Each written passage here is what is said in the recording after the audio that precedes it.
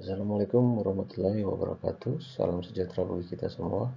Selamat pagi, siang, atau malam.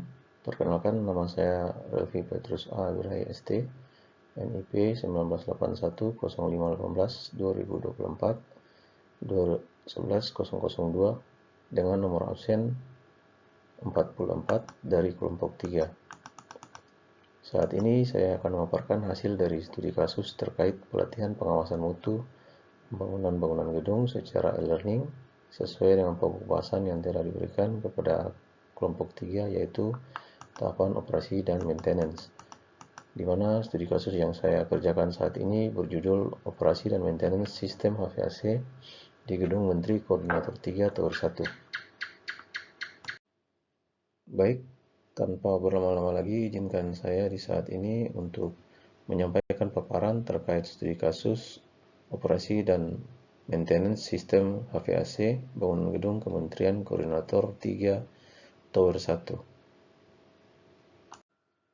Mengapa operasi dan maintenance sistem HVAC penting? Itu pertama terkait dengan kelangsungan fungsi, keamanan, dan efisiensi operasional. Singkatnya, operasi dan maintenance yang efektif adalah investasi yang penting untuk memastikan kinerja optimal, keamanan, dan keberlanjutan sistem gedung dalam jangka panjang.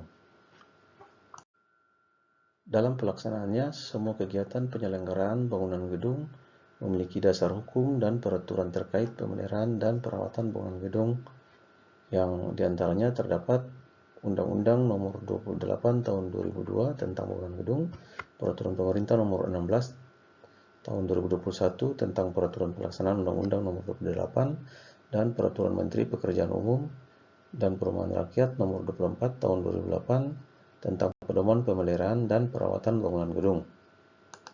Kemudian terkait dengan permasalahan dan tantangan yang dihadapi dalam operasional dan maintenance, itu antara lain adalah keterbatasan sumber daya teknisi, keterlambatan pengadaan suku cadang, kurangnya pelatihan atau SOP standar, dan tidak semua unit bisa diakses secara rutin.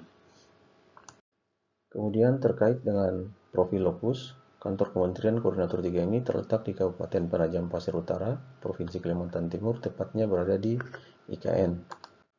Untuk profil Tower 01, itu gedung berfungsi sebagai gedung kantor kementerian dengan luas area 32.900 meter persegi, jumlah lantai 6, kapasitas pengguna 536 orang dengan sistem AVHC yang terpasang adalah 13 unit ruang Air Handling Unit atau AHU.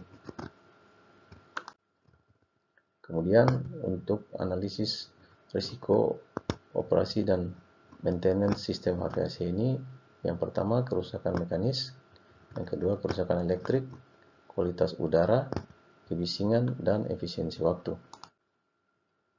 Untuk dampak kerusakan antara lain terjadinya penurunan kualitas udara dalam ruangan, peningkatan biaya operasional, kerusakan struktural bangunan, dan gangguan pada produktivitas dan kenyamanan.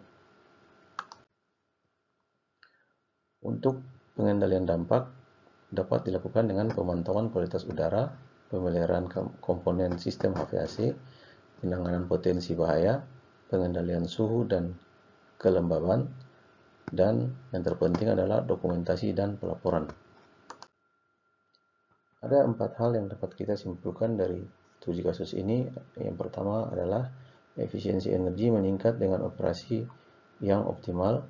Yang kedua, pemeliharaan rutin mencegah kerusakan dan memperpanjang usia sistem. Kemudian, kualitas udara dalam ruangan terjaga. Dan yang berikut, investasi pada sistem HVAC memberikan dampak jangka panjang.